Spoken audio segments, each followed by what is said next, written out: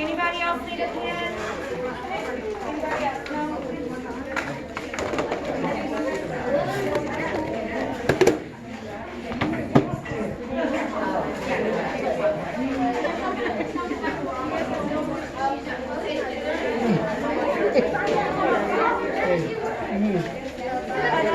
I know not only that, but like I'm going like this.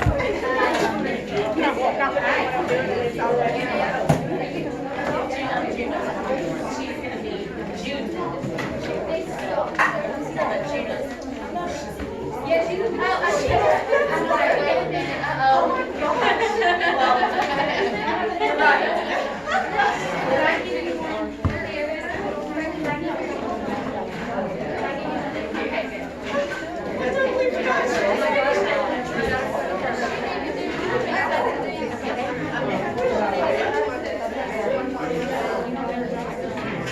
One's got elementary, and one's got.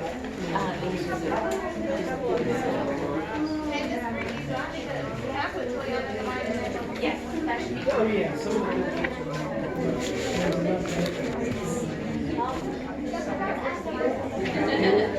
Is this recording, Matt? Okay, look at it. It's got it all in my folders.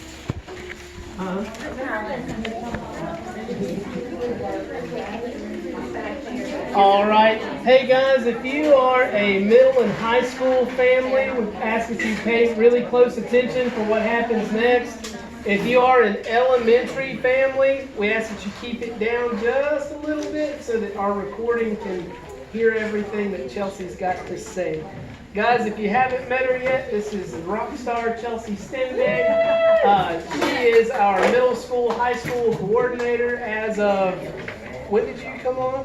August last year. August. So, if you had a kid that wasn't here during the school year, if you have a kid who's like a summer-only kid, this may be your first time meeting her. She's done an amazing job and will continue to do so this summer. Chelsea, it's all you. Well, I'm excited. This will be my first summer with middle and high school, so I don't even really know what to expect, but I hear all the good stories about it.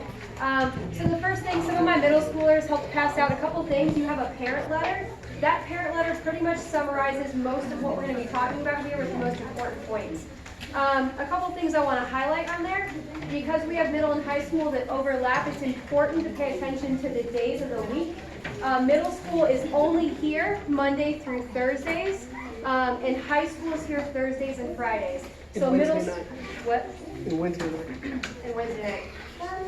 It's important that high school only comes on Thursday and Friday. They are not able to come on a middle school day because we don't have a program for them and we don't have enough staff to supervise middle and high school all together on those days. High school, Thursday and Friday, looks a little bit different on Fridays than it will for middle school. We'll kind of talk about that in a second. As far as culture goes, Matt talked a lot about discipline. In middle school, the things that we do are quite a bit different. It's really important in middle school that our culture is a safe place because we already know that kids have a hard enough time in middle school out of school. And so we really try to make sure that we act with empathy and kindness and servant-heartedness, and so we try to model that, teach that, and hold that our kids accountable to that kind of behavior. And our kids actually do a really great job with that in our program. And so what I will pass out to you today is a contract. This contract pretty much is like a code of conduct for our middle school and high school, kind of what we hold them to and we expect them to kind of abide by that. And then we have parent meetings in the event that a high school or middle school will kind of break that code of conduct. So you will receive that today. Cell phones, we try our best to let kids have a little bit of time if they want. But honestly, in our program, we really want our kids to have a mental and emotional break from all of the stress and anxiety that comes from having digital devices. And so our program, for the most part, is cell phone free. And in order to do that, we kind of need your help. So if you're going to come here and pick up your kids, or if you want to communicate with something that they need to know, we ask that you do it through us. That helps make sure that they're off their phones and that we can make sure we relay that information that they need. You may not always get a hold of me if I'm leading a program, which I will be doing this summer with some of the kids. You can send me a text, I might not respond. So if you're here early, give me a call and I will stop the program for a second, answer my phone, or pass it off to one of my AmeriCorps so that your phone call is answered. But I also will be driving, so pick up and drop off sometimes, or driving kids to field trips, so kind of be mindful of that as well. Transportation, so Brittany kind of touched on this, but it is really imperative for middle school, especially in high school, that we are on time.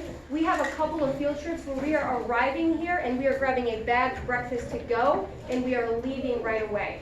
And so if you are dropping your kids off, and you drop them off late, there's a chance that you drop them off and we're not even here, they've already missed that bus. So it's really important that if there's an event that you're going to be late, that you communicate that with me so I can make sure that we have something in place in the event that we've got to stop the field trip or make sure that we don't leave yet. So just kind of be mindful of that. One of the things that you will see on the parent letter also is attendance. So like Matt said, this is my first time since working with Emerald Youth that middle school has a 5-deep waiting list. So we've got 5 kids waiting to get into our program. With that being said, like Brittany mentioned, if attendance is kind of spotty, we're going to have to pull the middle schooler off and fill that position with someone on the wait list. So we just ask that you do your best. With middle school, our policy is that they attend 3 out of the 4 days. The last most important thing that you will see on the parent letter is a packing list. This is going to be different than what you've probably seen before. We ask that our middle schoolers bring a backpack each day that has a change of clothes either that they could get dirty or that might get wet, a towel in the event that they have one, extra shoes that they don't mind getting dirty or wet. Some kids like to wear their really nice shoes, which is great, except that we will do activities like paintball, where things will get dirty, or like playing in the water or mud, where things will get dirty and wet. So we ask that they bring extra pair of shoes each day in their backpack, because they don't mind getting dirty or wet. For kids who might want sunscreen, we're going to be outside a lot. We're planning to have a lot of our devotion and breakfast time actually outside at the outdoor classroom. Middle schoolers and high schoolers, this is very important, deodorants, okay? If you've ever been around middle or high school when it's really hot in a closed space, which I will be a lot, it would be good for them to have their deodorant in their backpack because we'll be sweating probably a lot with all the activities. And then a Bible. If your middle schooler or high schooler has a Bible, we will be having a lot of devotions and a Bible lesson each week, so just having that along so they can be part of that discipleship process as well. And then a water bottle. If they have one and they want to bring it, we do plan to provide water bottles for our Just Leaders this summer, but they will have to leave their water bottles here, so it would be good if they wanted to have an extra one in their backpack as well. And then the last one on there is for girls only. If feminine products are needed, make sure that they have those in their backpacks each day, because a lot of our activities will be kind of back to back, and we'll keep some supplies here, but just make sure they have what they need as well. So that kind of sums up the basics. You also have the calendar, and you should have gotten a copy of our schedule. So if you look at the schedule first, this just kind of goes over, did anyone not get the schedule? Okay.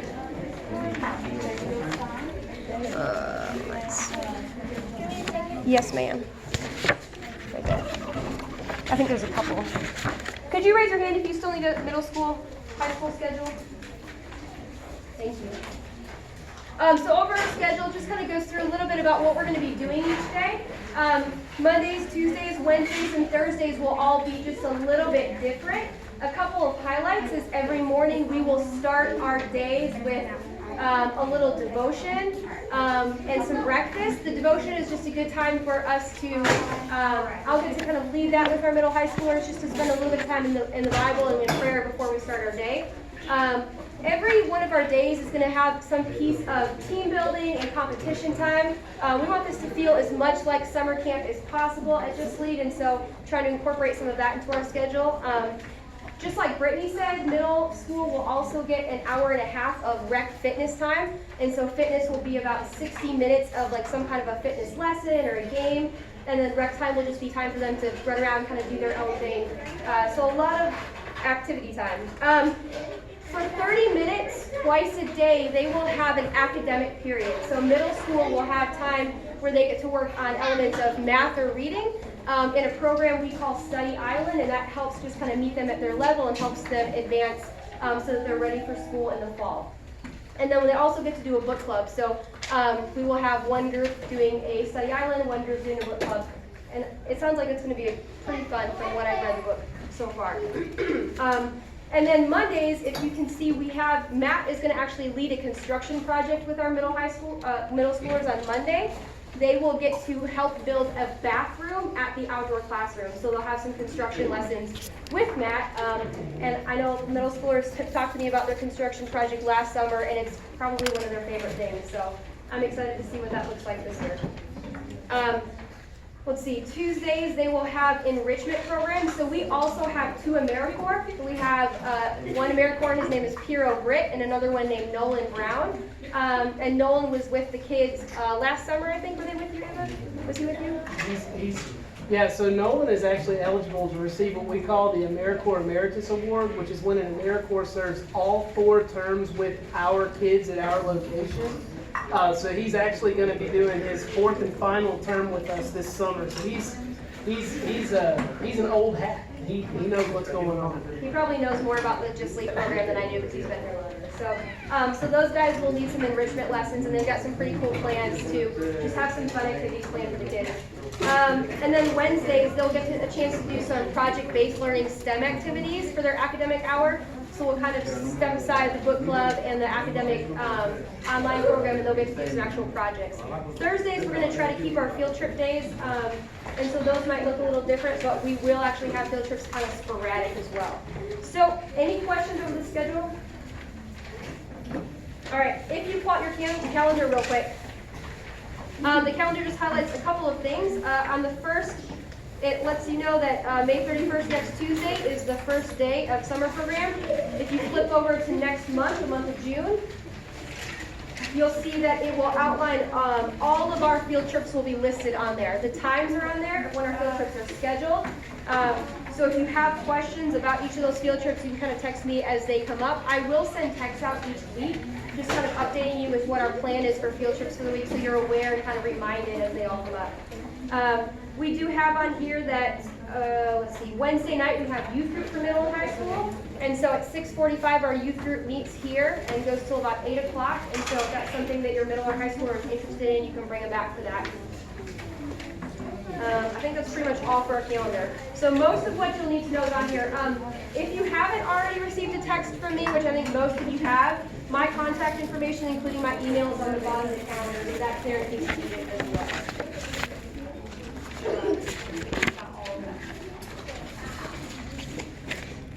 All right, so one of the things is we have a lot of waivers that you guys will need to sign. This will be a little bit different than elementary. I think middle school has somewhere between 5 or 6 waivers total that need to be signed. Our first field trip will be next Thursday, and that's paintball. If we don't have waivers for the kids on field trips, then they'll have to go on the field trip and sit out from what we're doing. It would honestly be the most boring probably day in the entire summer. So my advice is I will give you all of those waivers, and then when you pass them back to me, I will just check each one off on a checklist that I have for you to know that you're covered in all of that. And then on the sheet that I will pass out here, it has a list of every one of our field trips or outings. Not all of our field trips have waivers, so the ones that do, I'll make sure you sign those.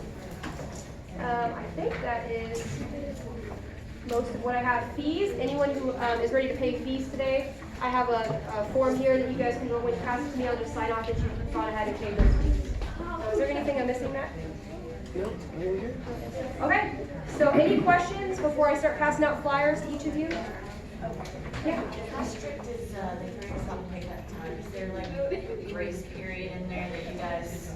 That would be a bad question. I mean, not really. Just because, so we have to be very careful. Most of our workers are employed through AmeriCorps, and their contract is very strict on how many hours they can get over the course of the summer. and we have booked it right up to the limit. So, I mean, as close to 3 as is absolutely possible. That's what I want, because I want to make sure that I'm good on that. And then, you said 8:15 in the morning is That's early. the earliest. It can be dropped off. the Right. earliest. Okay. All right. 2 questions. Okay, that sounds good. Any other questions? All right, I'll go ahead and start passing out flyers, which each of you. Oh, yeah. Miss Jessie. I don't know how to stop it.